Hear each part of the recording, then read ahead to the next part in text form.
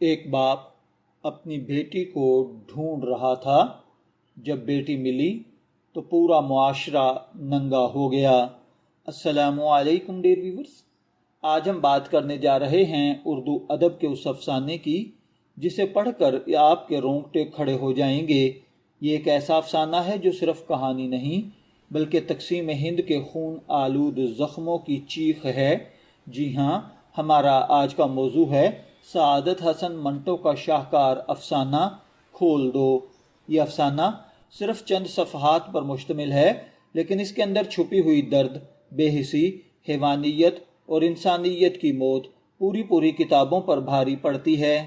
یقین مانیں، اس افسانے کا آخری جملہ پڑھنے کے بعد شاید آپ کچھ لمحے خاموش رہیں۔ کہانی شروع ہوتی ہے فسادات کے اس خوفناک دور سے جب لوگ اپنے گھروں سے بے گھر ہو رہے تھے، ٹرینیں لاشوں سے بھر کر آ رہی تھیں اور ہر طرف چیخ و پکار تھی۔ اسی قیامت جیسے ماحول میں ایک بوڑھا شخص سراج الدین اپنی جوان بیٹی سکینہ کے ساتھ جان بچا کر بھاگ رہا ہوتا ہے۔ ہجوم، دھکے، چیخیں، خون، اور پھر اچانک سراج الدین اپنی بیٹی سے بچھڑ جاتا ہے۔ سوچئے، ایک باپ جس کی پوری دنیا صرف اس کی بیٹی ہو، وہ ایک لمحے میں تنہا ہو جائے تو اس پر کیا گزرتی ہوگی۔ منٹو نے یہاں کوئی لمبی فلسفیانہ بات نہیں کی، صرف چند جملوں میں ایسا منظر کھینچا کہ پڑھنے والا خود اس ہجوم میں کھڑا محسوس کرتا ہے۔ سوال ہے، سکینہ کہاں گئی؟ سراج الدین پاگلوں کی طرح ہر جگہ اپنی بیٹی کو ڈھونڈتا ہے۔ وہ ریلیف کیمپوں میں جاتا ہے، لوگوں سے پوچھتا ہے، روتا ہے، گڑ گڑاتا ہے، اور پھر کچھ نوجوان رضاکار اس سے کہتے ہیں، بابا جی فکر نہ کریں، ہم آپ کی بیٹی کو ڈھونڈ لائیں گے۔ یہ جملہ سن کر پڑھنے والے کو ایک امید پیدا ہوتی ہے، لگتا ہے کہ شاید انسانیت ابھی زندہ ہے۔ لیکن منٹو یہاں وہ کھیل کھیلتا ہے جو صرف منٹو ہی کھیل سکتا ہے۔ منٹو انسان کے چہرے سے شرافت کا نقاب اتار دیتا ہے۔ وہ ہمیں سچ دکھاتا ہے جسے معاشرہ چھپانا چاہتا ہے۔ کھول دو میں بھی یہی ہوتا ہے۔ وہی نوجوان جو مددگار بن کر سامنے آئے تھے، اصل میں درندے نکلتے ہیں۔ یہاں منٹو نے کچھ بھی کھل کر نہیں لکھا، لیکن اشاروں اور خاموشی سے جو کچھ بتایا وہ کھلے لفظوں سے کہیں زیادہ خوفناک ہے۔ یہی منٹو کا کمال ہے۔ کئی دن بعد ایک بے ہوش لڑکی ہسپتال لائی جاتی ہے۔ ڈاکٹر کھڑکی کھولنے کے لیے کہتا ہے، کھول دو، اور اچانک وہ لڑکی اپنی شلوار کا زار بند کھول دیتی ہے۔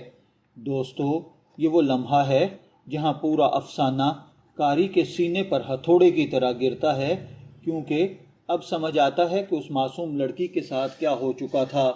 وہ اتنی بار ظلم کا شکار ہوئی کہ کھول دو سنتے ہی اس کا جسم خودکار طریقے سے رد عمل دیتا ہے۔ یہ صرف ایک جملہ نہیں، ہمارے پورے معاشرے پر تماچا ہے۔ منٹو ہمیں یہ بتانا چاہتا ہے کہ جنگیں، فسادات، مذہبی نفرت سب سے پہلے انسانیت کو قتل کرتی ہیں۔ وہ دکھاتا ہے کہ درندے صرف دشمنوں میں نہیں ہوتے، کبھی کبھی مددگاروں کے روپ میں بھی ہوتے ہیں۔ کھول دو صرف سکینہ کی کہانی نہیں، یہ ہر اس عورت کی کہانی ہے جو جنگوں اور فسادات میں سب سے پہلے قربانی بنتی ہے۔ جب یہ افسانہ شائع ہوا تو لوگوں نے کہا، یہ فحش ہے، یہ بے حیائی ہے، یہ ادب نہیں۔ لیکن سوال یہ ہے، اگر معاشرہ گندا ہو تو کیا آئینہ بھی گندا کہلائے گا؟ منٹو نے جواب دیا تھا، اگر آپ میری کہانیوں کو برداشت نہیں کر سکتے تو اس کا مطلب ہے کہ یہ زمانہ ناقابل برداشت ہے، اور حقیقت یہی ہے۔ منٹو نے فحاشی نہیں لکھی، اس نے معاشرے کی فحاشی دکھائی ہے۔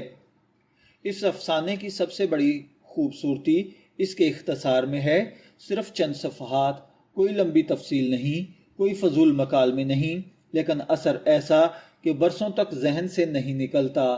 منٹو پڑھنے والے کو رلاتا نہیں، وہ صرف سچ سامنے رکھ دیتا ہے اور انسان خود اندر سے ٹوٹ جاتا ہے۔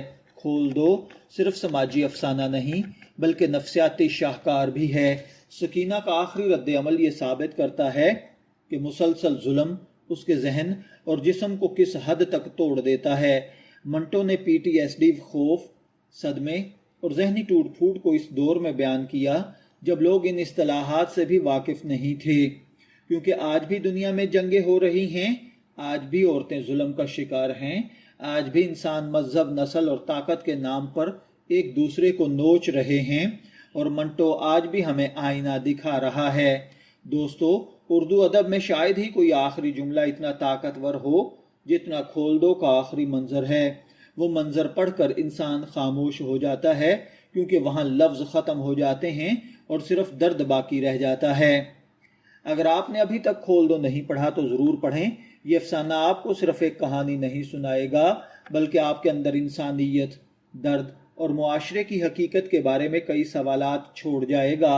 और शायद यही मंटो की सबसे बड़ी कामयाबी है।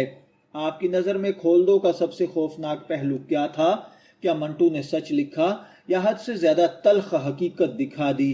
कमेंट में अपनी राय ज़रूर दीजिएगा। और अगर आप उर्दू अदब, मंटो, बानो कुदसिया, इशफाक अहमद और दीगर अजीम लिखारियों की ऐसी ही ज़बरदस्त किताबों पर रिव्यूज़ देखना चाहते हैं तो हमारे चैनल को सब्सक्राइब करना मत भूलिएगा।